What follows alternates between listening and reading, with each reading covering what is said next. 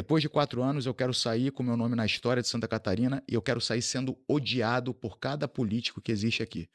Eu quero que os caras da Leste olhem pra mim e falem: "Não quero esse cara nunca mais aqui".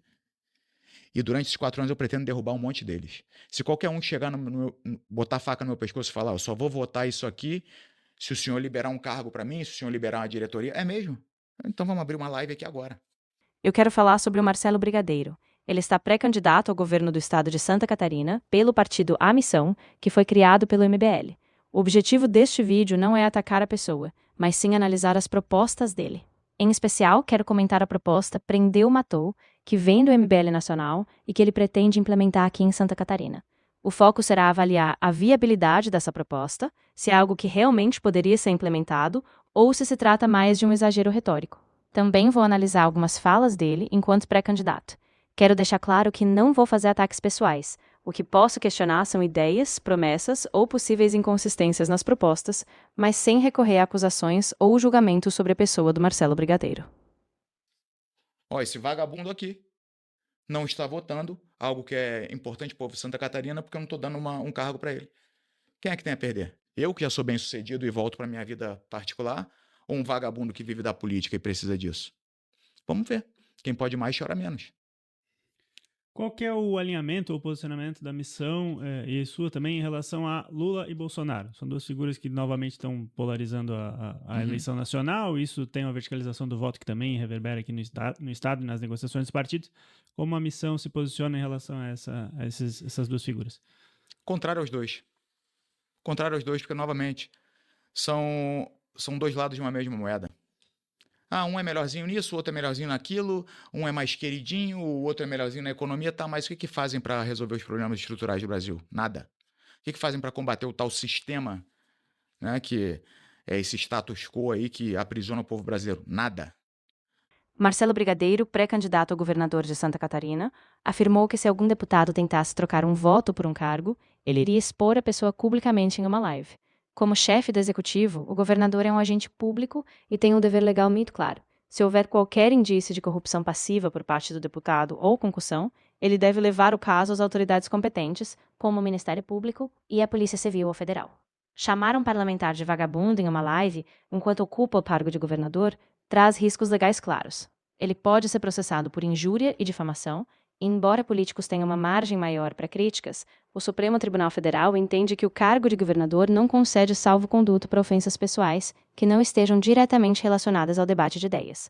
A lei de abuso de autoridade, por sua vez, proíbe o agente público de antecipar a culpa de alguém antes que as apurações estejam concluídas, expondo a pessoa a vexame em público.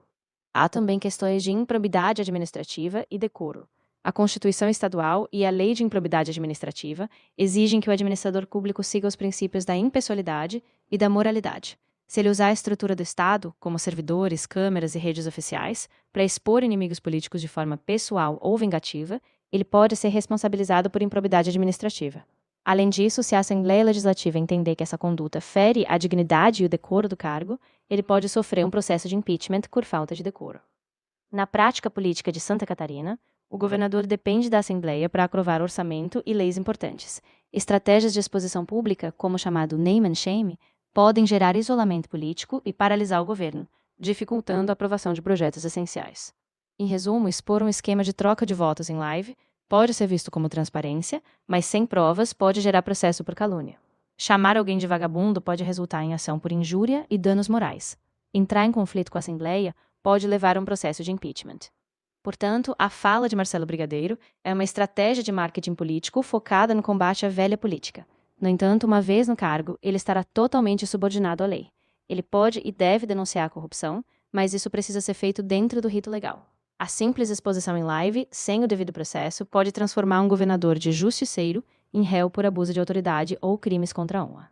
Para reforçar os aspectos legais, temos crimes contra a honra, Código Penal, calúnia, artigo 138, caluniar alguém imputando-lhe falsamente o fato definido como crime. Injúria, artigo 140, injuriar alguém ofendendo-lhe a dignidade ou decoro. O uso do termo vagabundo se enquadra aqui. Lei de abuso de autoridade, Lei nº 13866/2019, artigo 28. Proíbe antecipar, por meio de comunicação social, inclusive redes sociais, a atribuição de culpa a alguém antes de concluídas as apurações e formalizada a acusação. Constituição do Estado de Santa Catarina, artigo 72, define os crimes de responsabilidade do governador. O item 5 cita expressamente atos que atentem contra a probidade na administração e o item 7 contra o cumprimento das leis e das decisões judiciais. O que fazem para combater o autoritarismo do judiciário? Nada. São 2 movimentos de cadelas. E, como eu falei, a missão é um movimento de pessoas com coragem, que não vai se dobrar. São difíceis. Primeiro porque falta gente que tenha voto e que seja decente. É difícil você encontrar essas 2 coisas. Tem muita gente que tem muito voto. Agora, eles querem jogar um jogo que eu não vou jogar. Esse jogo de meretriz político eu não jogo. Tem gente que é decente. E essas pessoas a gente está trazendo, a gente está treinando. Mas são pessoas de poucos votos. E tem pouquíssimas pessoas que são decentes e têm voto. Adoraria ter essas pessoas comigo, que são boas. Só que o que eu tenho a oferecer? Não tem dinheiro para oferecer. Enquanto os outros partidos vão oferecer 500 mil, 1 milhão de estrutura, né? Eles chamam de estrutura, o dinheiro. Compor, quando eles falam, a gente vai compor, é safadeza. Compor, construir, o eleitor que está assistindo, quando o político fala que vai compor ou construir, você já sabe que é safadeza. E estrutura é dinheiro. Nome bonito para aparecer essas patifarias, dar um ar de legitimidade para essas patifarias. Então eu não tenho dinheiro para oferecer pro cara. Eu tenho um ideal. Meu irmão, você quer estar junto com gente decente? Quer tentar fazer história?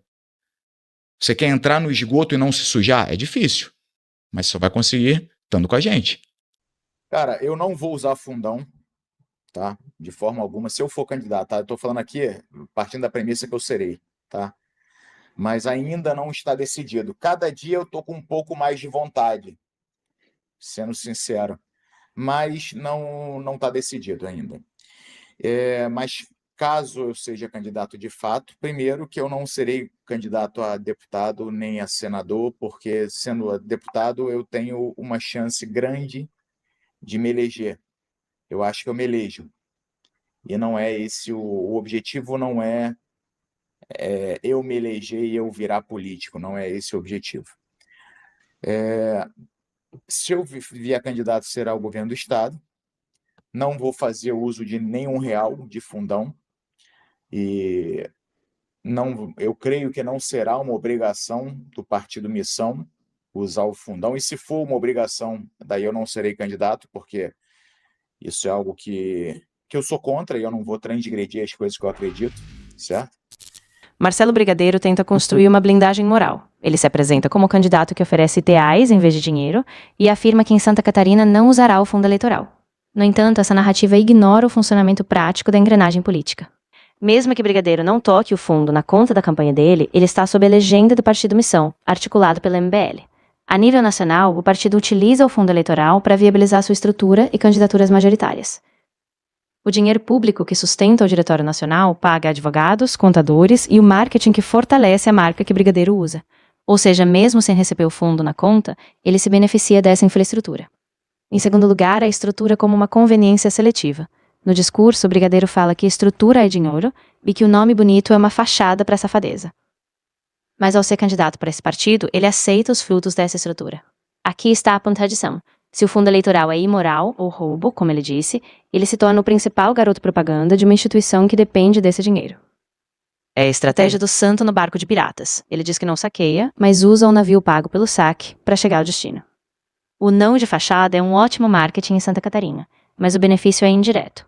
O tempo de TV, a assessoria jurídica nacional, a plataforma digital de dados, tudo é pago com o fundo que ele finge ignorar.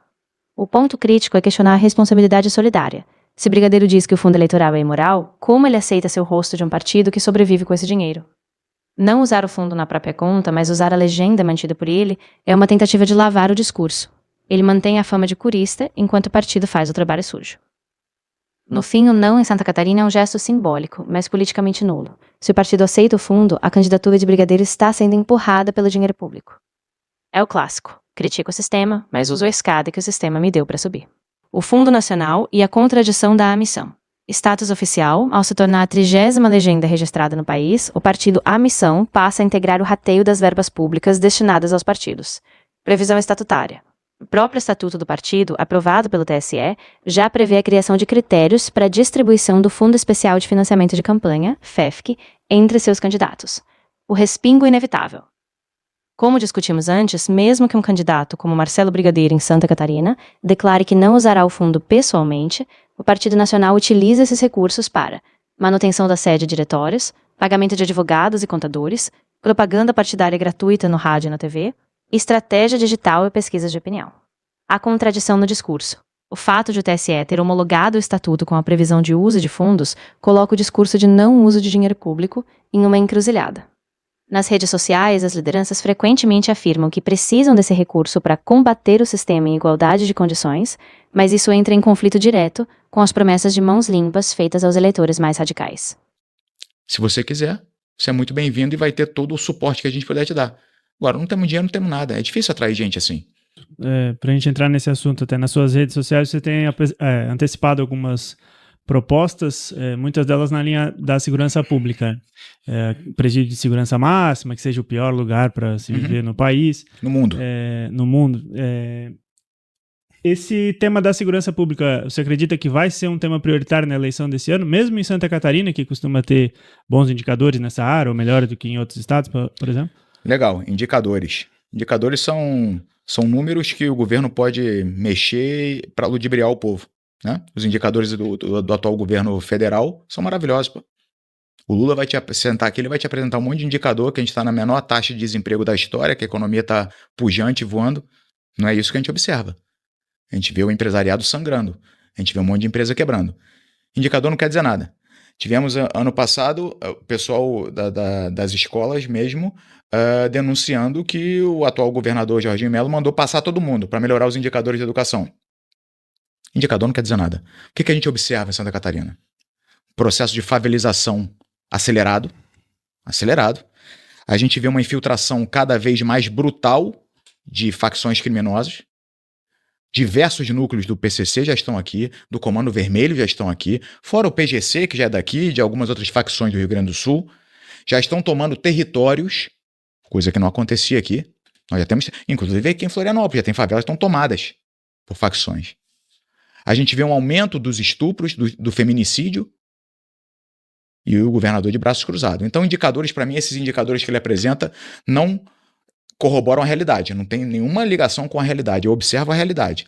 Volto a dizer, enquanto os meus concorrentes viveram a vida inteira dentro da política, eu venho da vida real. Eu suei, sangrei e venci na vida real, diferente deles, nenhum deles foi provado na vida real. Então, avaliando a vida real, a segurança pública é um grande problema de Santa Catarina. Tanto sanador, precisamos ter ações sanadoras, como por exemplo aqui em Florianópolis, tudo, como principalmente profiláticas. Porque cada operação dessa que acontece no Rio de Janeiro, que mata 100 bandidos, vem um monte pra cá. Estão prendendo, a polícia está prendendo um monte de cara que é do Pará, que é não sei o que vem se esconder em Santa Catarina. Eu saí do Rio de Janeiro em 2007 para vir para Santa Catarina, fugindo daquele pandemônio lá. Conheci minha esposa aqui, meus 2 filhos são catarinenses e escolhi Santa Catarina para ver o resto da vida. Eu não quero Santa Catarina vire um Rio de Janeiro, vire um São Paulo. Deus me livre. Então, se nada for, ações duras não forem tomadas agora, a gente não conserta mais depois. 30% do território brasileiro hoje já é tomado pelo crime organizado. 30% do nosso território. Maior do que muito país no mundo. Já está na mão do crime. Em publicações que você fala dessas ações mais de linha dura, até mesmo seguidores seus comentam de que são medidas inconstitucionais, legalmente não poderiam ser adotadas, enfrentam problemas com questão de direitos humanos, por exemplo. São viáveis ou são propostas para marcar a posição da missão nessa primeira eleição? O que é constitucional hoje no Brasil? Você acha que a Constituição ela vem sendo respeitada por aqueles que julgam a Constituição? Mas uma unidade prisional que viola direitos, por exemplo, enfrentaria problemas com reações de OAB. Lógico, enfim, e eu tô preocupado com isso. Tu acha que eu tô preocupado com OAB, com direitos humanos, com ONG, com Ministério Público? Acabei de dizer que a missão é um partido formado por pessoas corajosas, que não vão se curvar, não vão integrar esse sistema podre. A gente vai bater de frente com isso tudo. Então, sim, vou construir. Sim, vai ser o pior lugar da terra para bandido. E venha reclamar, vamos judicializar tudo. A Procuradoria-Geral do Estado vai trabalhar como nunca trabalhou em Santa Catarina. A gente vai judicializar tudo.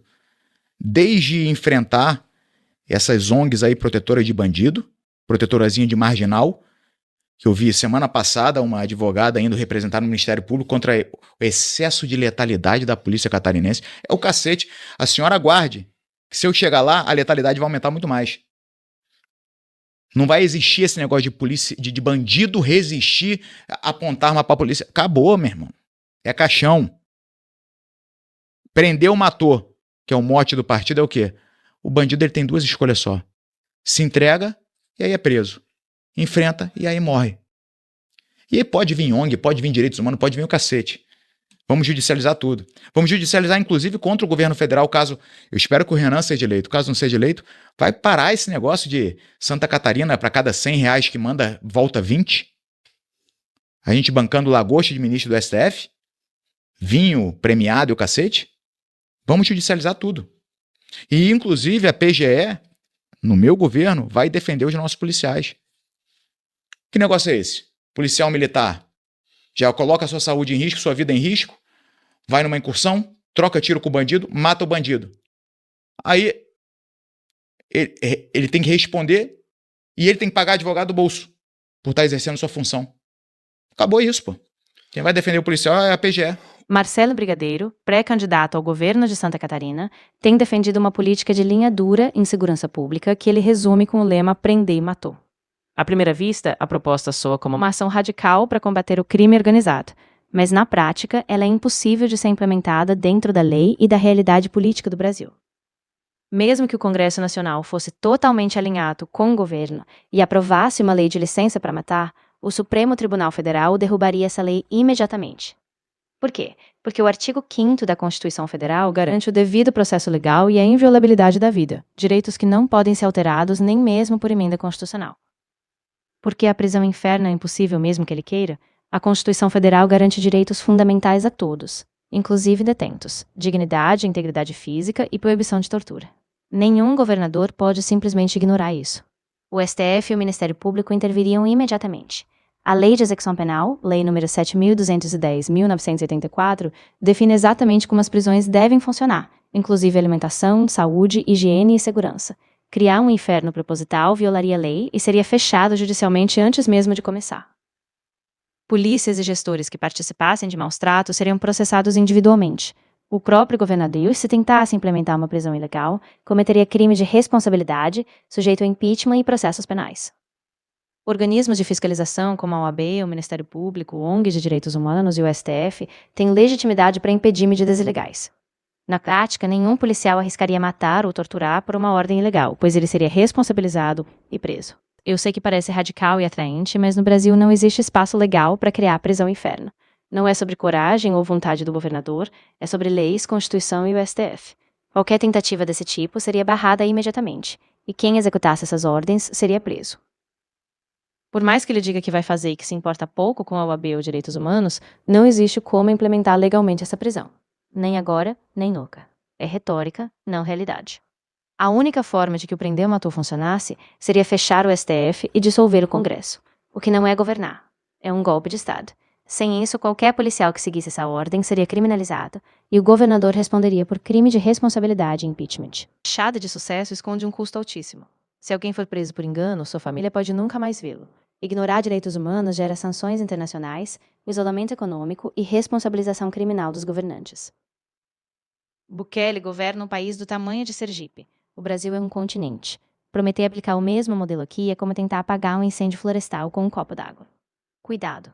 Quem pega, prendeu, matou em El Salvador hoje está sendo investigado por tribunais internacionais.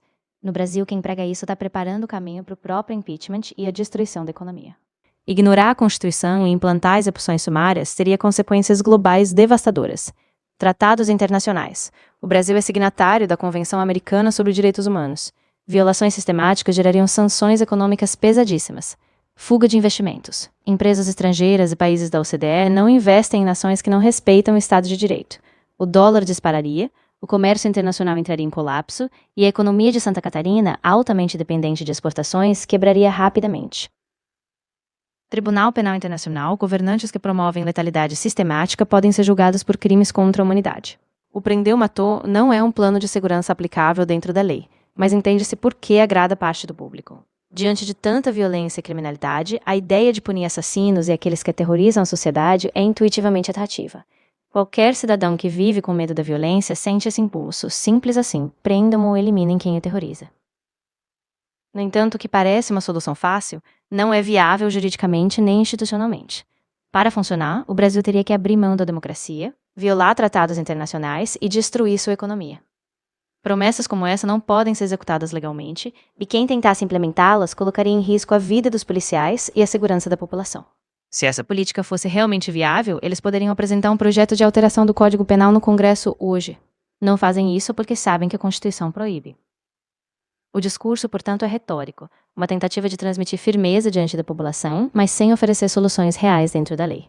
É exatamente o que a gente fez na Nacional, o Livro Amarelo Nacional, a gente tem um Livro Amarelo de Santa Catarina, que é um raio-x dos problemas de Santa Catarina e possíveis soluções. Então a gente tem especialistas das mais diversas áreas trabalhando na construção disso. A gente pretende apresentar isso para o público, discutir isso com o público, ouvir do catarinense para a gente aprimorar e chegar nas soluções que devem ser tomadas. Nas medidas que devem ser tomadas para solucionar. E aí, então, dentro desse grupo, meus secretários vão surgir desse grupo. Tá?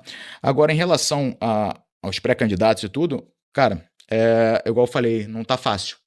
Não tá fácil, porque ao passo que eu sento com o cara e vendo para ele um sonho, o outro partido senta e fala, te dou 100 mil.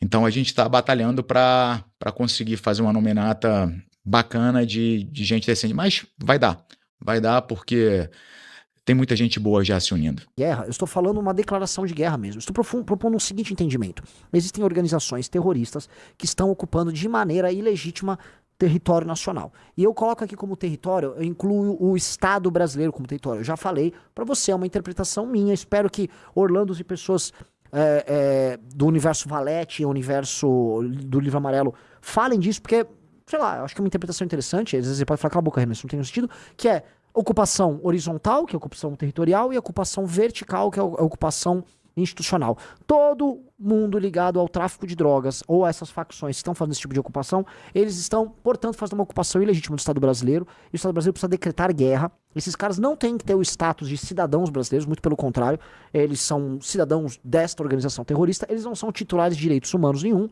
e aí você tem que praticar contra eles a guerra. E a prática da guerra pressupõe prisão e morte. Ou prisão ou morte. Capite? É guerra. Guerra. Assim, recuperação de territórios. Os territórios, do ponto de vista horizontal, recuperação deles, tá?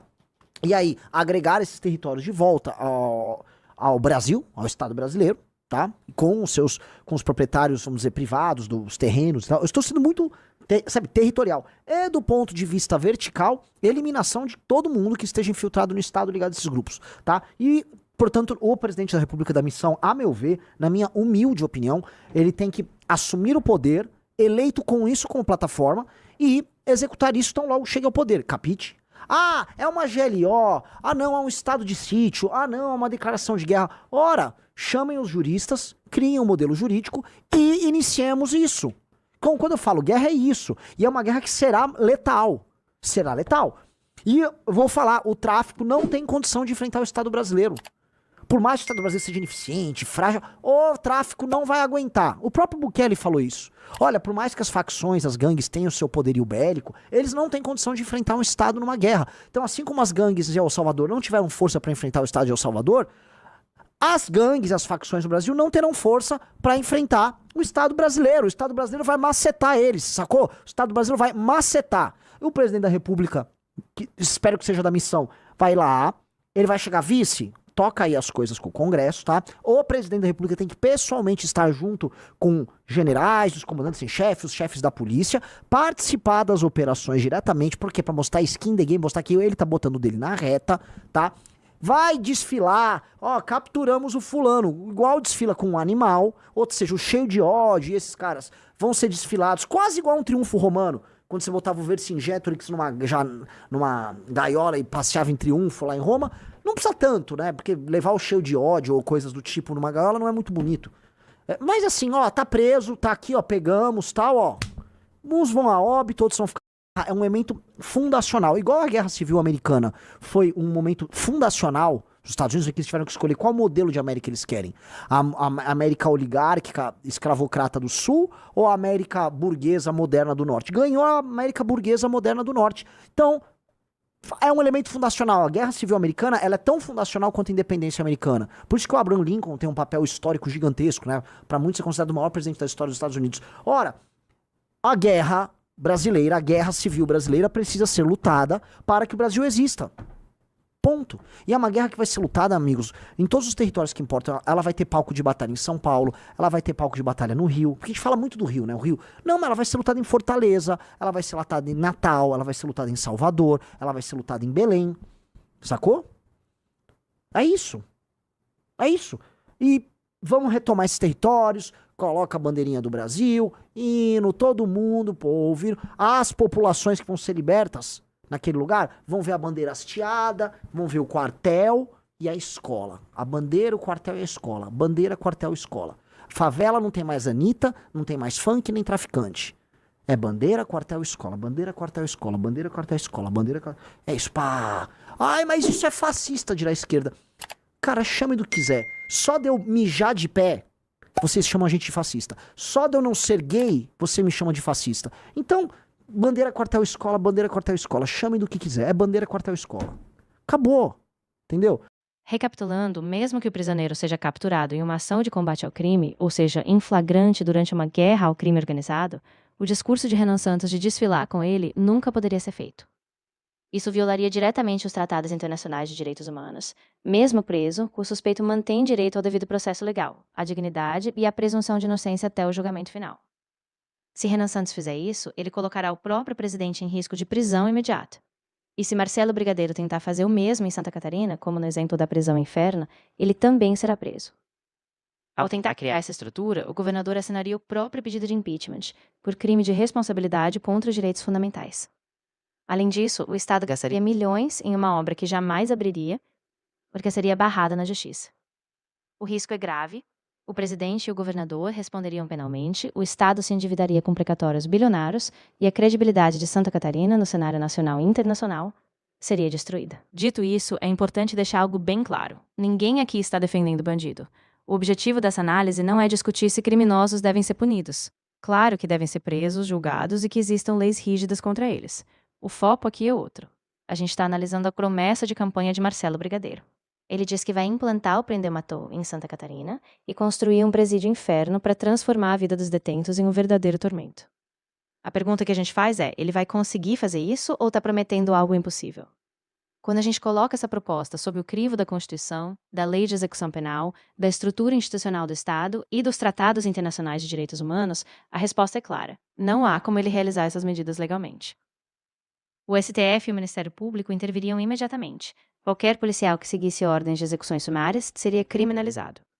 A construção de uma prisão propositalmente degradante seria bloqueada, gerando gastos bilionários e processos por crime de responsabilidade. Por mais que Brigadeiro queira vender coragem ou linha dura, a promessa é inviável e beira a mentira de campanha. Ele pode falar e gerar engajamento, mas não existe cenário legal ou prático em que isso se torne realidade. O ponto central da análise é esse. A proposta é retórica de campanha, não uma política pública executável. O eleitor precisa entender que o que é vendido como coragem e linha dura, na prática, é impossível de aplicar dentro do Estado de Direito brasileiro. Continuando com a proposta Prender-Matou para Santa Catarina, Marcelo Brigadeiro propõe criar medidas radicais de segurança e um órgão interno de fiscalização chamado DIC, além da Operação Retomada, para neutralizar criminosos. Ao analisarmos a DIC e a Operação Retomada juntas, percebemos que o discurso de Marcelo Brigadeiro tenta equilibrar dois pratos que não se sustentam. Ele propõe vigiar a corrupção com um órgão interno, enquanto empurra a polícia para uma guerra urbana sem respaldo real. A proposta de criar a DIC para caçar a corrupção é, no mínimo, uma redundância. Santa Catarina já conta com a Controladoria Geral do Estado, o Tribunal de Contas e o Ministério Público. Criar uma diretoria dentro do governo para fiscalizar o próprio governo é apenas mais um gasto público, sem trazer aumento real de eficiência. Já a Operação Retomada eleva o discurso para neutralização de criminosos e ocupação permanente de áreas. Brigadeiro promete suporte jurídico aos policiais, mas isso não é viável. Nenhuma lei brasileira permite que a Procuradoria do Estado defenda policiais em processos criminais de homicídio ou excesso. O policial que agir seguindo essa ordem estará sozinho frente à lei. Além disso, ocupar áreas com batalhões fixos, sem inteligência financeira ou planejamento estratégico, repete o erro das UPPs do Rio de Janeiro, que se alienaram e viraram alvos móveis pelas facções. Se ele quer criar uma DIC, por que a solução para a segurança é apenas a força bruta da Operação Retomada? O crime organizado se vence asfixiando o dinheiro e cortando as redes de financiamento, não apenas trocando tiros na favela. Ao focar na neutralização e ignorar que o governador não pode mudar o Código Penal, Brigadeiro oferece um roteiro de filme em que o policial corre risco real, enquanto o político se beneficia do aplauso e do voto. A proposta do Brigadeiro mostra que a DIC é uma duplicação de funções já existentes, sem eficiência prática, e que a operação retomada expõe os policiais a riscos jurídicos graves. É um projeto que, se tentado, gera gasto público sem resultado efetivo e exposição legal para quem atua na segurança. Santa Catarina não pode ser governada apenas com frases de efeito ou slogans de campanha. O que ele propõe combina burocracia redundante com perigo real para os profissionais da segurança pública. Agora, saindo do quesito de segurança pública, vamos falar sobre a proposta de saúde em Santa Catarina que Marcelo Brigadeiro propõe, especificamente sobre a internação compulsória em massa. A ideia do Brigadeiro, de internar goste ou não, sugere um programa amplo e compulsório, mas a realidade jurídica no Brasil é muito diferente. A Lei da Reforma Psiquiátrica, Lei 10.216 de 2001, estabelece que a internação compulsória é um recurso de última instância, não a política de limpeza urbana. Ela exige um laudo médico detalhado, provando que o indivíduo não tem domínio sobre suas faculdades e oferece risco iminente a si ou a terceiros. Cada caso deve ser individualizado e comunicado ao Ministério Público em até 72 horas. Qualquer tentativa de internação em massa seria imediatamente contestada e o Ministério Público poderia pedir a interdição do programa, por se tratar de sequestro e cárcere privado. Em 2023, o STF, na ADPF 966, proibiu a remoção forçada de pessoas em situação de rua e o recolhimento de seus pertences. Isso mostra que o judiciário entende a situação de rua como um problema de vulnerabilidade social, não uma questão de polícia ou higienismo. Tentar implementar um recolhimento em massa geraria uma intervenção imediata do Supremo sobre o governo de Santa Catarina. Além disso, a proposta mistura saúde pública com valorização imobiliária.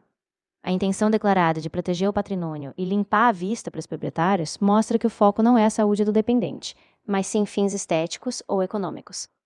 Juridicamente, usar a internação compulsória para esses objetivos configura desvio de finalidade, tornando qualquer ato administrativo nulo e passível de punição para o governante. Internar pessoas sem o devido processo médico e jurídico é crime de sequestro e cárcere privado.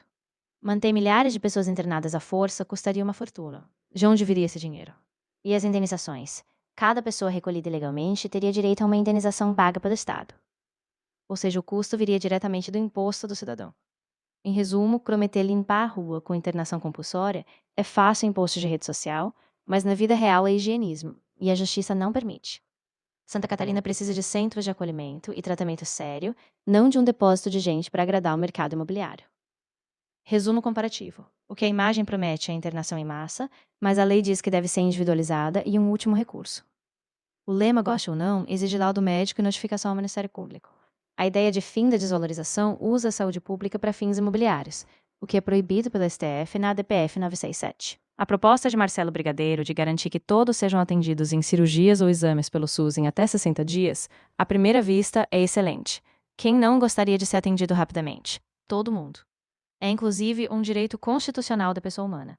Porém, essa ideia, como qualquer outra proposta que ele faz, traz complicações práticas que precisam ser analisadas.